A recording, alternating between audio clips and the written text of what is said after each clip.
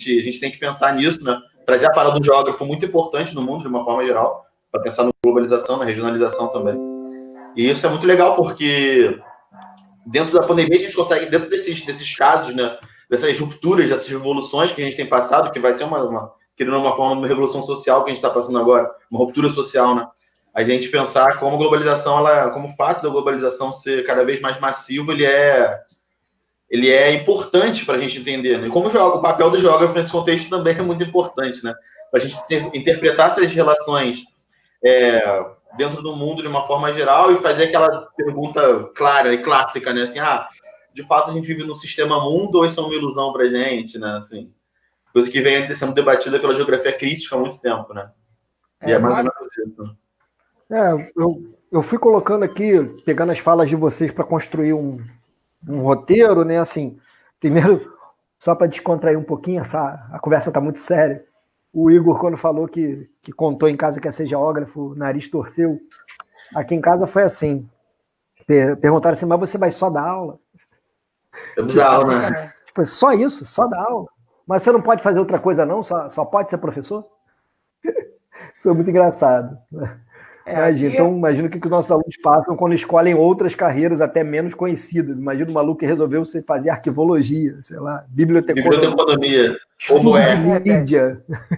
A história se repete. Aqui em casa chegou a falar, você vai morrer de fome, não sei o quê. Assim, pela gordurinha, acho que não rolou, né?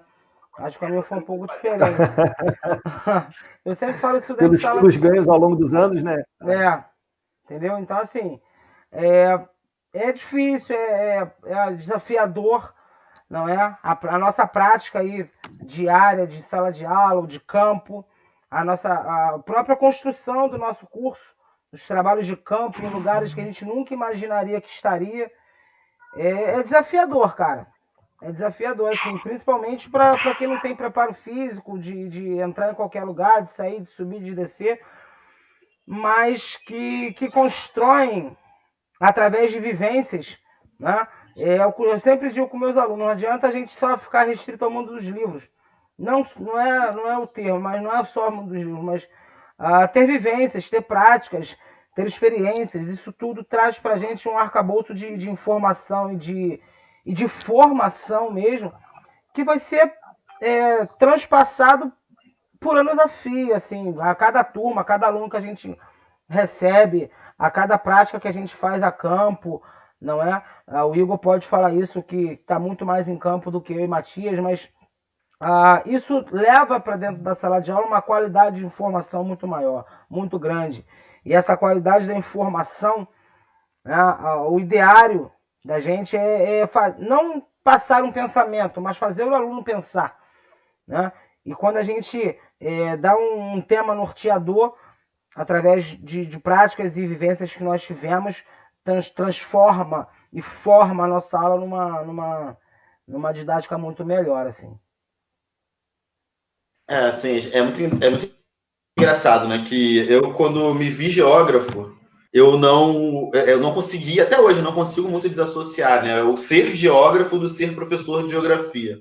Eu acho que, para mim, tudo é uma coisa só, né? Eu acho que meu trabalho em campo, né, que é um dos grandes parâmetros que a gente tem para ser geógrafo, né, que é o trabalho de campo, e é uma coisa que para mim também faz muita falta dentro da sala de aula, né, como professor de geografia, assim, a gente ir a campo, a gente conhecer, a gente estudar a prática da geografia mesmo, né, assim, não só na geografia física, mas na geografia humana também, assim, que eu acho que é muito importante a gente entender isso, né, que o campo da geografia humana é muito importante, né.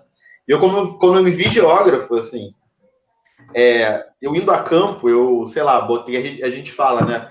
Pô, carregando o GPS nas costas lá, aquele material pesado, trilha de 3 horas, subindo o morro, descendo o morro no meio do mato. E assim, você vê assim, caraca, meu irmão, é difícil, né? Porque tu tá no meio do mato ali, e você, é uma coisa que não é um resultado imediatista que você vê, né? Assim, diferente de outras profissões, a profissão do geógrafo não traz um trabalho imediatista, mesmo que você produza um mapa logo depois, mas isso está envolvido numa série de outras questões anteriores a isso, né? E assim, a gente tende a juntar todas as informações dentro de um mapa, né? Eu falando da minha área da atuação, né?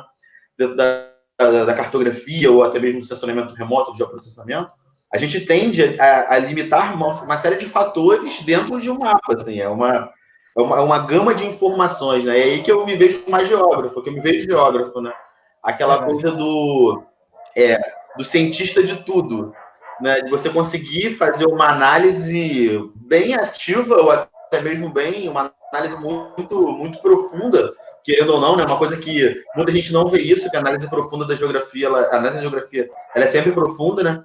E assim, análise muito profunda de vários aspectos, né? Isso que é muito legal. Eu acho que isso que me complementa mais também como professor, né? E assim, do que eu amo também fazer, né? Além de ser geógrafo, como professor também, que é uma outra ciência que a gente faz, né? Que a educação também é ciência. Aí, voltando lá na fala de vocês, uma coisa que me veio à cabeça aí sobre essa questão da globalização e do coronavírus, né? O Igor usou um termo bem interessante quando ele fala que ele escancara o capitalismo, suas características, né? Eu estava estudando esses dias, assim, uma coisa que muita gente vem falando em diferentes redes sociais, enfim, vídeos e lives e por aí vai, é que, na verdade, o que está acontecendo, né, que a pandemia é um antecipador de futuros. Gostei muito desse termo, né? Porque catalisador, né? É um catalisador, né? Mas ele, sobretudo, ele está antecipando coisas que, na prática, já iam acontecer. Pode listar algumas, o que a gente está fazendo aqui, o trabalho home office, ele já era uma realidade, isso não é novidade. Né? Isso aqui já existe para muitas empresas em muitos lugares do mundo, inclusive no Brasil. Então, assim, isso ia acontecer. A gente passou por outras epidemias, né? Elas não tinham essa escala, mas que também ceifaram muitas vidas e colocaram pessoas em quarentena, em isolamento social, em outros momentos. Isso não é tão antigo. A gente pode falar aí do SARS, enfim, de outras... enfim, outros problemas respiratórios graves, né? Síndrome respiratórias graves, que é o termo técnico para isso. Então, na prática, a gente está vivendo um momento que a gente já vivia, mais intenso e antes do que a gente talvez imaginasse viver. E quando a gente fala a gente, é lógico que eu estou falando de quem está aqui nos vendo, nos assistindo e nós aqui batendo papo, mas a gente está falando também de uma parcela da população que já tinha essa informação. Né? Porque a informação é isso, que é uma outra coisa que a gente conversou aqui. Antes, né, no passado, também uma análise bem interessante de fazer, antes da globalização ser o que ela é, né? E aí, só para esclarecer ali para quem nunca leu sobre o assunto, a globalização do jeito que a gente conhece, ela começa dos anos 90 para cá, né? A gente pode, de fato, falar de um mundo globalizado. Então, ela é um fenômeno ainda relativamente recente, né? A gente tem aí 30 anos aí que isso vem se desenvolvendo, sobretudo nos últimos 10 anos com a internet de banda larga, né? Eu acho que a globalização ela foi ganhando essa cara, né? Essa coisa dos fixos, dos fluxos que o Igor colocou, né? E também com um certo barateamento do custo de passagem, né? Sobretudo de passagens aéreas. Isso também nos últimos 10 anos foi um fator. Então tem sido mais barato viajar em escala. Então, conclusão. Hoje a gente tem mais pessoas circulando, tem mais informação circulando e circulando mais rápido, que é o que explica aí o cara comer um morcego no mercado em Wuhan e, enfim, contaminar o Wuhan e o mundo inteiro, entendeu? É isso, não tem jeito. E outra, também eu gostei da palavra escancarar, porque a gente também escancara que não importa a sua classe social, não importa se você sabe isso ou não, se você gosta ou não, se você está feliz ou triste, nada disso vai ser levado em consideração. Isso vai o cara que comeu um morcego, exatamente, vai te atingir. Óbvio que quem é mais abastado, né, um termo também que muita gente tem usado nessa pandemia, é que estamos todos no mesmo barco. Não estamos todos no mesmo oceano. Cada um no seu barco, né? Uns estão de iate, os outros estão de caiaque inflável. Exatamente. É isso. É aquilo, né? Nem todo mundo tem o Titanic com bote salva-vidas, né? Exatamente. É óbvio que, assim, que quando a gente fala da doença especificamente, ela não vai escolher quem ela vai atingir. Mas é muito mais provável que alguém que mora em condições insalubres se contamine do que quem não mora. Enfim. E então é isso. Acho que a gente pode... E é complicado a gente ver... É complicado a gente ver pessoas... Não, o que eu ia colocar por último... Peraí, Alex, rapidinho. O que eu ia colocar aqui por último para a gente jogar a fala para vocês é que uma coisa que a gente pode levar em consideração aqui, e aí se alguém tiver alguma pergunta, manda, que o Alex está de olho ali nas perguntas, né, se alguém quiser comentar alguma coisa, é essa coisa da antecipação dos futuros, né, da pandemia como um catalisador de coisas que na prática já estavam acontecendo, e também essa questão dos fluxos, da intensificação dos fluxos, se é que ficou alguma dúvida, né, e dele não exatamente escolher quem ele vai atingir, o vírus, enfim, a doença, e também a questão da velocidade, né, em que isso acontece.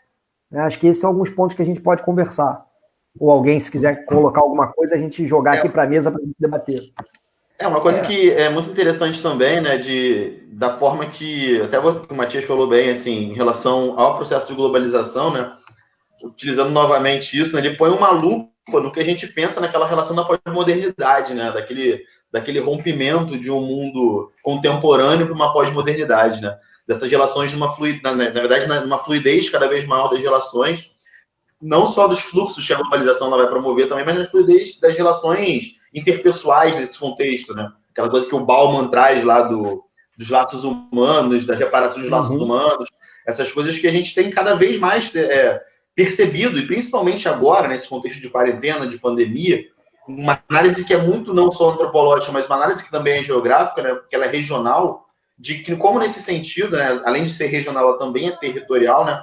De como que, dentro do contexto de uma pandemia, como que, voltando usando essa mesma palavra, né, como que isso escancara os processos de territorialidade dentro do mundo de uma forma geral, né? A gente está vendo cada vez mais uma inflamação desses contextos, principalmente dos Estados-nações, né, uma coisa que ao longo do tempo foi se perdendo um pouco dentro do contexto da globalização, e agora isso tem voltado a emergir, isso que é muito doido, né? Assim, se a gente parar para analisar isso, é muito interessante. Assim, os Estados-nações, há um tempo, eles começam a deixar de ser o grande ponto focal da questão territorial, e ele passa a se envolver dentro das relações no mundo, né? Aquela globalização que ela é envolvente dentro dos países, né? Que coloca as economias, forma uma economia mundo, dependendo do contexto que ela tiver, né? Ela baseia suas economias, e agora, mais do que nunca, isso tem escancarado, por exemplo, o individualismo dos Estados-nações.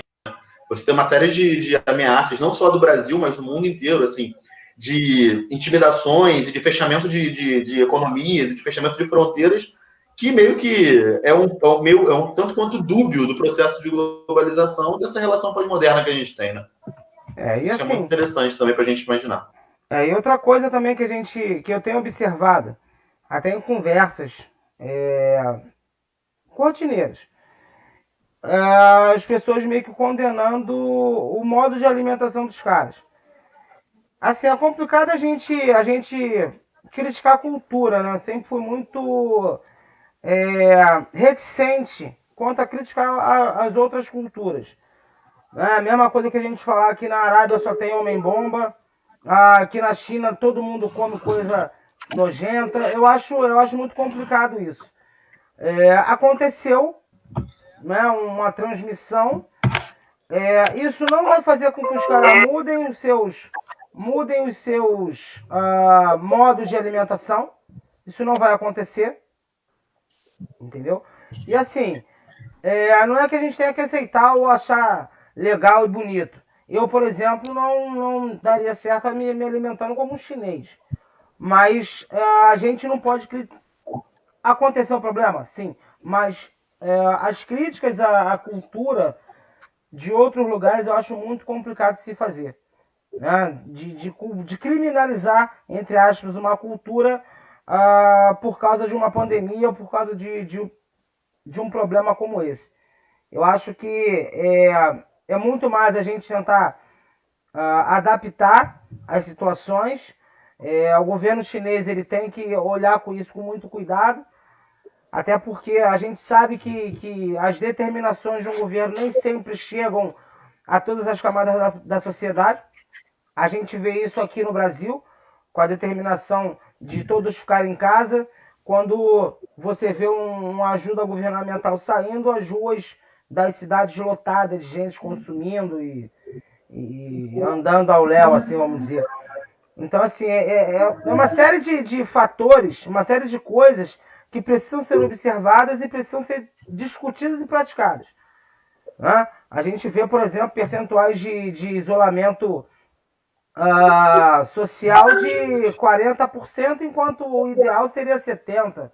Em cidades que estão superlotadas de pessoas contaminadas, como São Paulo, né? Dos caras terem que fechar trânsito, de fecharem ruas, de irem com até pensarem até em exercer força policial. Então, assim, são coisas que a própria sociedade ela tem que se conscientizar, né? Em relação à prática social da doença, né? Não só tratar os contaminados, mas evitar que pessoas se contaminem. Isso é uma prática social, né? É uma consciência que deveria ser muito mais social do que governamental, talvez, não sei. É uma coisa que a gente pode também trazer para debate. Essa coisa de achar um culpado para a pandemia é muito louco, né? Imaginar que alguém pensou assim, não, peraí, eu vou comer um morceguinho aqui, não estou fazendo nada, vou passar a doença para o mundo inteiro. É muita teoria da conspiração. Eu sei que tem gente que acredita em terra plana, mas é muito louco, né? Assim, imaginar isso. É tão louco quanto imaginar. Tem gente que acredita em doxicloroquina, mas estou tranquilo. E aí? Tem muita gente louca, mas essa é uma das coisas que me passa pela cabeça assim, caramba. Que foi até uma coisa que eu comentei na outra fala, que vou comentar agora. A gente está falando da quantidade de informação, né? No passado, a gente era ignorante, entre aspas, né? Quem não tinha informação, né? E muitas pessoas não podiam ter acesso à informação. A informação era algo raro, caro, né? E circulava mais lentamente, né? Era difícil de interpretar a informação. Hoje não. Hoje a informação ela tá aí, ela tá para todo mundo ou para quase todo mundo, enfim. Então, na verdade, antes a gente estava num deserto de informação. Então, achar um cacto, achar um oásis de informação era difícil. Agora a gente está num mar de informação, né? Ou numa floresta, né? Totalmente imerso, né? De informação, e a gente está tão cego quanto antes. Antes porque tinha pouco, e agora porque tem muito, porque é difícil distinguir o que é informação correta, sólida, enfim, do que não é, do que é fake news, enfim. E aí, informação de informação. E nesse sentido, informação momento... é cultura, né? Querendo ou não. Mas nesse momento de um oceano de informações... Nesse momento de um oceano de informações é que surgem as teorias da conspiração que a gente vê.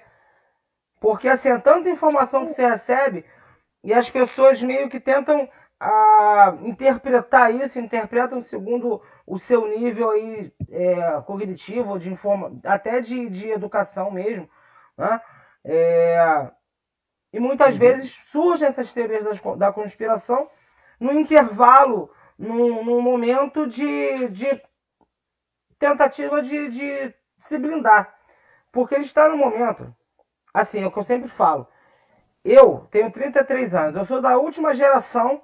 O Igor já vem um pouco depois, eu não sei a idade dele direito, mas eu acredito que ele seja um pouco mais novo que eu. Eu sou do último momento... Tem 19. 19, né? Até parece. Eu sou do último momento em que... dessa transição mesmo. Do não acesso, ou do pouco acesso, e do acesso excessivo. Até a minha adolescência não era comum a gente ter telefone celular direito, ou quando tinha, era aqueles basicões e tal. Hoje, o telefone celular é como se fosse a parte de um corpo da gente. Então, assim, a gente está passando por um momento de transição, né? Onde a tecnologia, ela atropela o marketing, o capitalismo, eles atropelam essa transição. As transições que a gente conhece, sociais, capitalistas e tudo mais, elas vieram acontecendo ao longo da história durante 50, 60, 100 anos. Hoje essa transição está acontecendo em 10 anos, 15 anos. E talvez a gente está, como sociedade, não só brasileira, mas até em outras sociedades, a gente está meio que se perdendo nessa transição. Né? Essa perda, se perdendo social. Né? Porque é tanta coisa, é uma avalanche de coisas que você não sabe onde pegar. Onde você vai pegar? Uma coisa que o Alex falou até interessante, né? Assim, que essas transições elas acontecem de forma mais rápida, né? Isso é um contexto que a globalização ela traz pra gente, né? Sim. Tinha, né? Tinha um economista soviético chamado Kondratiev, que ele escreveu alguns ciclos, né? Ciclos econômicos do capitalismo. Ele falava que o capitalismo ele era cíclico, ele era uma antítese e ele era cíclico. E assim, ele vivia, né, de adaptações do seu materialismo, assim, da sua epistemologia nesse contexto. O capitalismo ele passava por ápices, né? E a gente vê cada vez mais isso dentro do contexto dessa nossa análise geográfica aqui. Ele passava por o seu ápice e por crises. E, assim, a recuperação dessas crises seriam os seus ápices.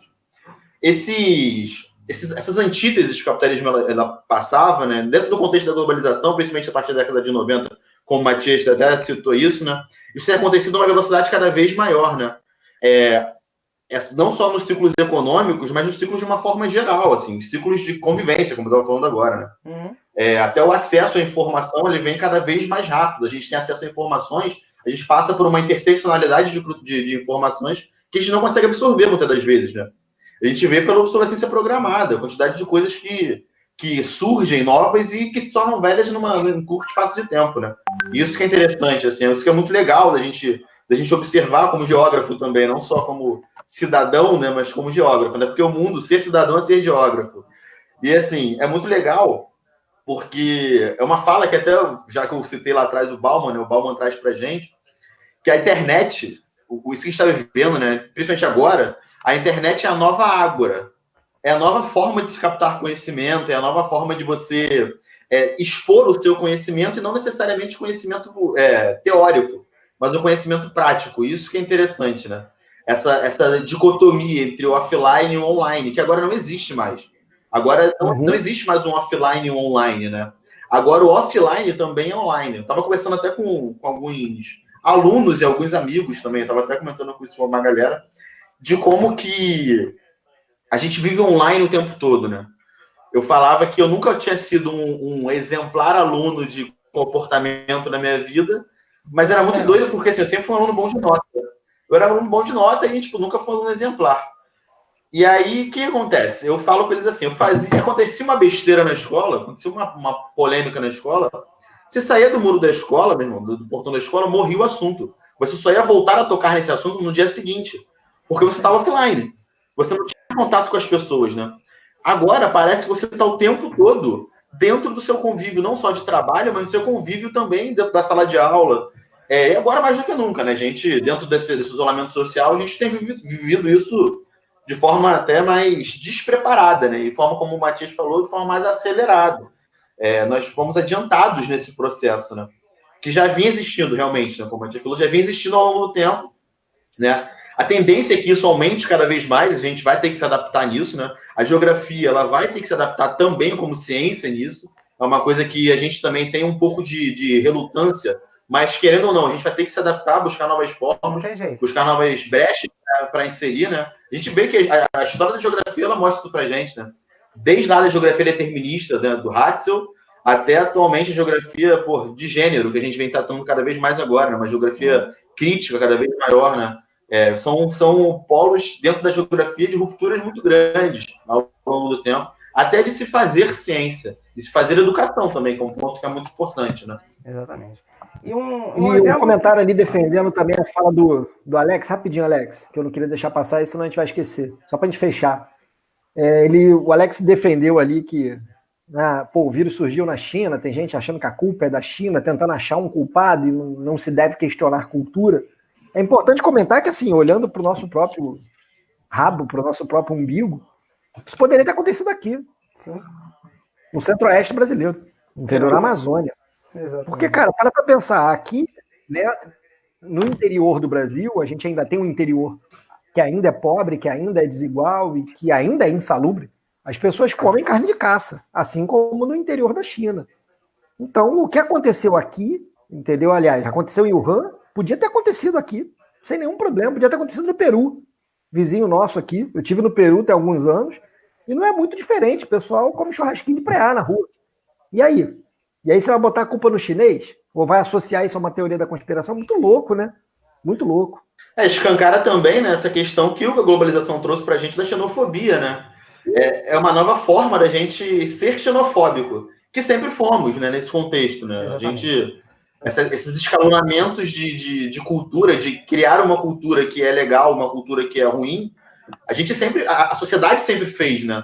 E agora, isso escancarou cada vez mais, isso mostrou também de como essa fragilidade existe e de como isso também é importante ser combatido, né? E como o poder público, o poder político, ele também utiliza disso muitas das vezes, entendeu? Um exemplo que o Igor botou pra gente, e que eu acho muito interessante.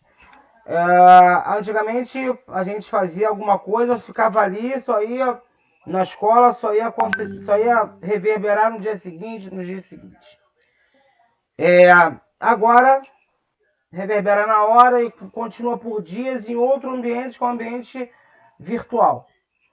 E muitas das vezes a gente tem conflitos, isso não só dentro do muro da escola, mas na vida da gente, na vida política, na vida da geopolítica entre países.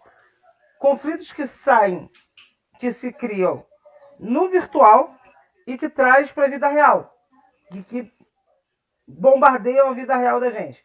Então, assim, uma declaração de uma entidade pública, de um ente público, de um político no virtual, você tem consequências muito positivas ou muito negativas no mundo real. No mundo real, entre aspas, né? Que os dois mundos acontecem, assim, estão congregados.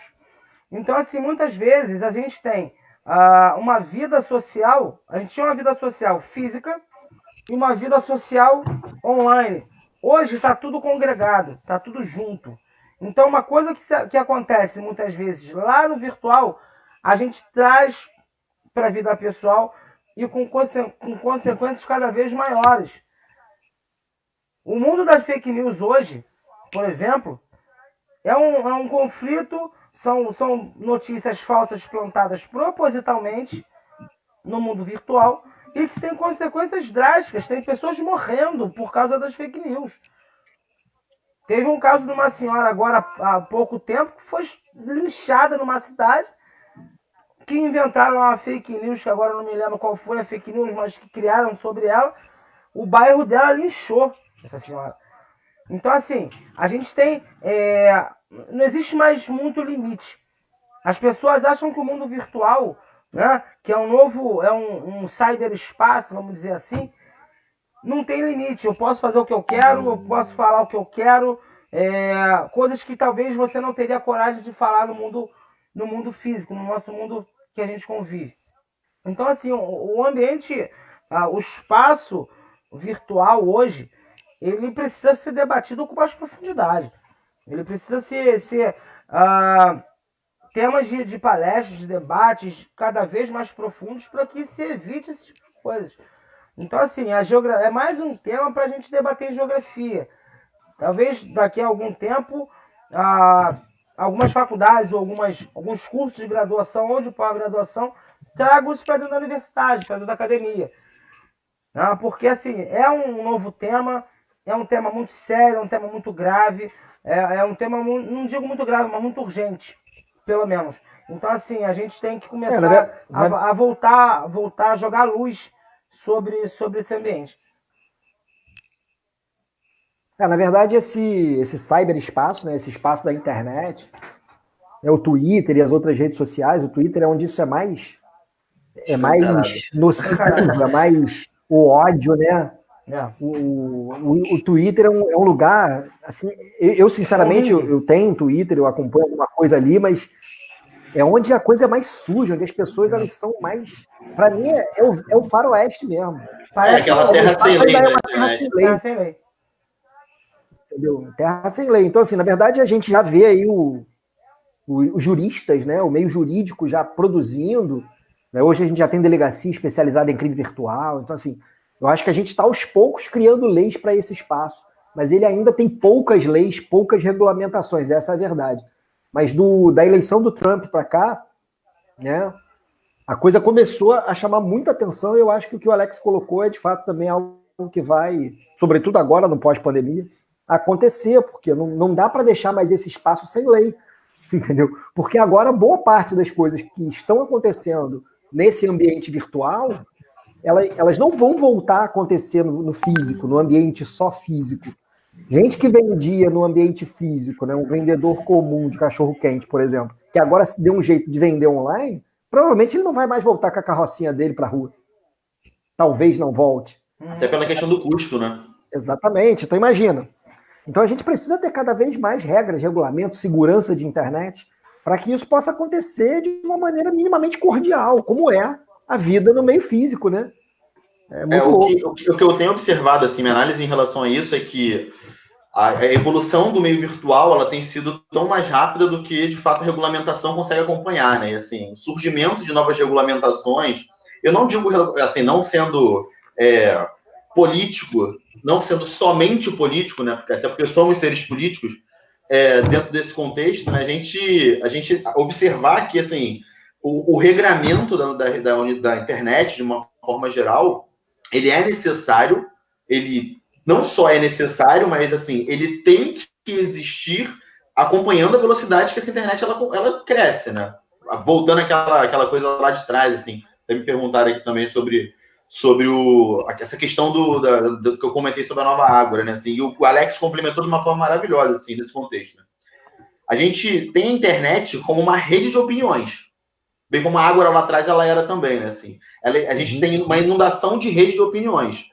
E aí se intercruzam esses contextos, né, entre ciência e opinião.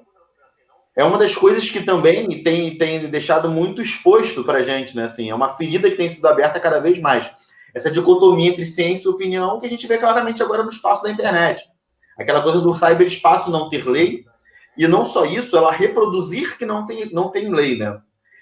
Acho que não só o crescimento do cyberespaço desse novo espaço, né? Desse espaço que, para mim, pode ser considerado um espaço geográfico já, né? Ainda gera uma discussão, né? A gente sabe disso, gera uma discussão dentro do meio geográfico ainda muito ampla. Muita gente diz que não é um espaço geográfico, a internet não é um espaço geográfico. Por exemplo, que a internet não é território, que o Twitter, por exemplo, não é território. Para mim, pensando no conceito de território, hoje já se aplica dentro desse contexto virtual, né? E aí é muito interessante, né? Porque a gente pensa o seguinte, essa questão da dicotomia de ciência e opinião, ela fica cada vez mais fluida também. Ela fica cada vez mais reprodutiva. E esse que é o grande problema, né? Porque ela não é só, e ela não é mais, né? Não só que ela seja só. Ela não é mais uma questão produtiva e ela se torna uma referência reprodutiva. E você reproduzir opinião é diferente de você reproduzir ciência, né? E aí entra naquela discussão de, não, deixando claro aqui essa nova pandemia, né? E assim, não, então, estão fazendo política em cima da pandemia. E é um discurso que é reproduzido a todo momento e que a gente vê que, assim, são discursos vazios, são discursos rasos, e a gente vê o seguinte, cara, sim, estamos fazendo política, estão se fazendo política dentro da pandemia. Até porque se faz política quando você nasce, quando você respira. Somos seres políticos, a inter-relação de a gente não fazer política é política, isso que é uma doideira, né? E a gente pensa que não, assim, não ter posicionamento é um posicionamento, é bem dúbio, né, esse contexto. E assim, a questão da internet, ela aumenta, ela acelera, ela é como um catalisador desses processos, né? Isso que a gente tem que se adaptar, não só como ciência geográfica, mas como cientistas também, né? É isso aí. Fala aí, Alex. Fala com a gente. Assim, um novo tema pra gente dar uma debatida aí, pra gente ir se encaminhando. Acho que o Alex tá mutado o microfone dele. Alex foi embora, gente. Pode acabar a live. Voltou. Voltei, amiguinhos. Assim, é a primeira live que a gente faz representando o corpo geográfico da escola, Milton Muniz, Centro Educacional. Muito legal, foi muito bom. Temas muito bem debatidos. Eu agradeço não só a colegas, mas amigos aí que entraram nessa doideira que eu criei aí, que eu perturbei a semana inteira, até a noite, até tarde, né, manda link pra cá, manda link pra lá. Foi muito bom, muito gostoso o papo. Parabéns aos colegas aí por sempre estarem à disposição, sempre na maior compreensão possível. Eu agradeço em meu nome, porque é eu que acabei inventando isso, em nome da escola, nosso coordenador, né, nosso colega do ensino médio.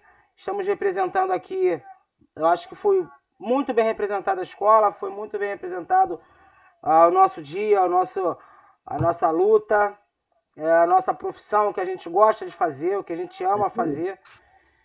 Então, assim, é mais agradecer, mano. Muito, muito bom, muito feliz por ter dado certo. Tava preocupado não do papo, mas da estrutura. Do papo eu sabia que ia ser muito bom, cara. Não tem jeito. Papo com vocês sempre rola solto. Muito bom. Agradecer, foram aí quase 1 hora de live, né? São quase 10:45. E agradecer a vocês por tudo aí, por toda a paciência comigo, com a minha doideira aí. Nada, que isso. Nós agradecemos a você pelo convite aí. Tamo junto. Tá certo? Muito obrigado. Podemos encaminhar para o final, então? Mas é isso. Falando para a galera que assistiu aí, depois, gente, tem um espacinho ali para poder deixar as perguntas, né, no comentário do vídeo, fica lá. E aí depois a gente, de repente, marca uma outra vez ou responde por ali. Sim, vai ser um prazer ficar o papo aí, poder esclarecer qualquer dúvida, qualquer situação.